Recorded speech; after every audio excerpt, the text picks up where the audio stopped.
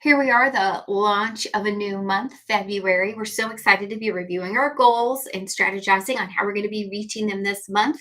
We've wrapped up our expense reports nicely for January. And as we look towards February, I've had some great questions from students about variety. And one of the things that we really focus on is teaching how to move through a closing, not the actual granular details. Like every closing disclosure will look like this.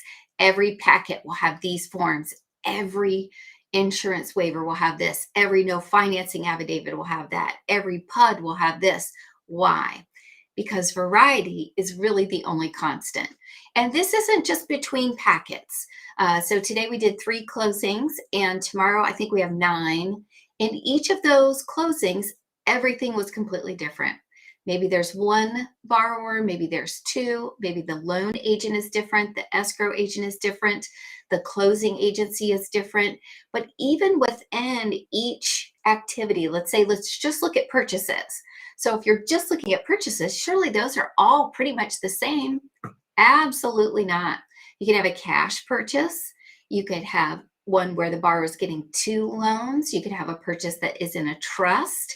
So many variations. So it's really important to learn how to think about how to organize and present this information and get it signed properly rather than learning each and every little variation. Because even within that concept of a purchase, as we drill down to all those differences, each closing packet will be different. Maybe the lender didn't include something here. Maybe the W-9s were signed electronically. Every packet is different. Every bank and lender is different. Every title company is different. Every state is different.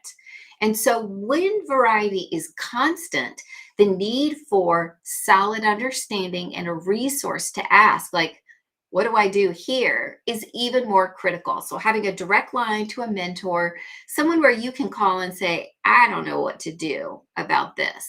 And sometimes it's simple. I had someone call the other day and say they had blank of blank and blank of blank. What in the world would that be? And it was easy to say state of Virginia, county of Albemarle.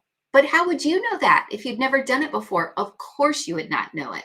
And how do we navigate variety when our whole purpose is to be consistent and excellent and be sure that every signature, initial, and date is correct?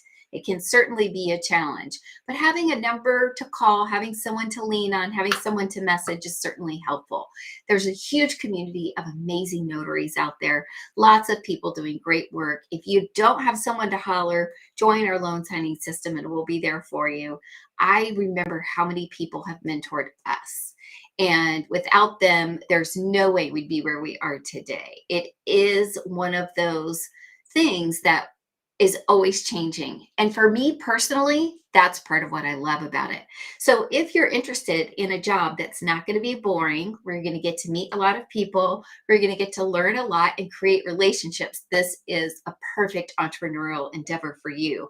Low entry costs, right? It doesn't cost a lot to get your notary. It doesn't cost a lot to get trained. It doesn't cost a lot to get your insurance.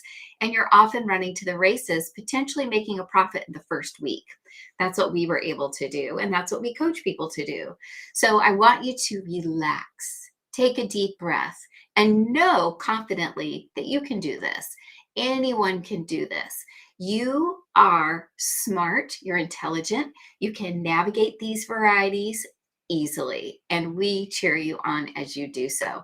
So the only constant here is variety. We'll see you back here tomorrow live around 5, and we can't wait to hear about your good